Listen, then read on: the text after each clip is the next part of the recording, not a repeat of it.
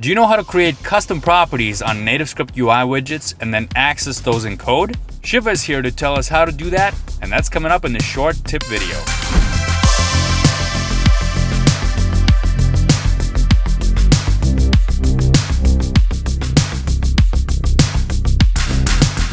Hey everybody, this is Alex from nativescripting.com.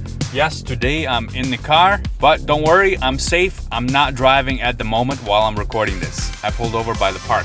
So today I've got a guest here, Shiva. He's gonna show us how to access XML properties on UI widgets that are custom. These are not the regular properties that you have on NativeScript views like text or opacity. These are custom properties that you can create yourself. And you can of course access those in code using your view model.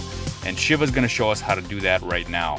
Hi everyone, Shiva here, and in this video I want to teach a few tricks about accessing XML properties in NativeScript. You might already know that you can get hold of NativeScript widgets in your code behind file and access its properties like text, background color, font size, visibility, and whatnot. But did you know that you can also create your custom properties and access them in your code behind file?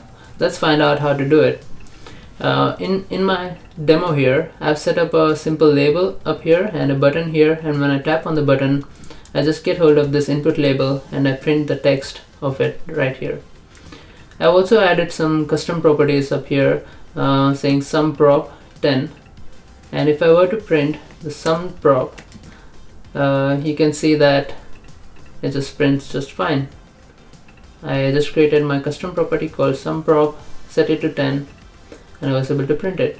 Note that when you set properties like that, you always get back a string. So when I tap on this, you can see that we got 10 and the type of 10 is string. What if you want to get a number?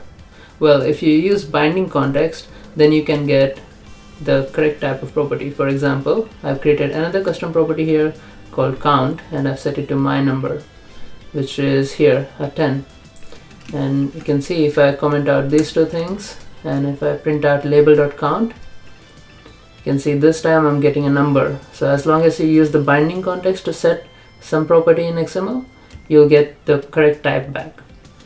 So you can also bind objects. So I have this my object here and I've bound it to my property, and you can see that I'm getting back object.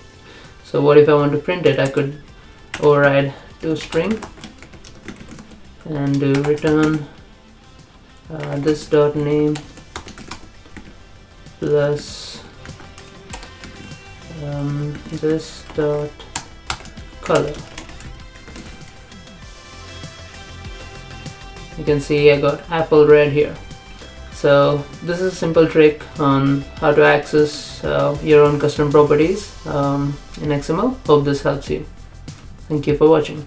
There you go, folks. Shiva's been contributing some videos to this channel that are very informative. Thank you very much, Shiva, for sending those all the way from New Zealand. And if you like these kinds of tips, tricks, and tutorials, you can check out the rest of this channel. Consider subscribing to this channel so that you can get these videos, especially if you're working with NativeScript. I post a lot of different videos here 2 times a week now. Since I'm on the road today, I'm not doing comments in this video, but I'll read your comments in the next one coming up later this week. All right, see you later. Bye.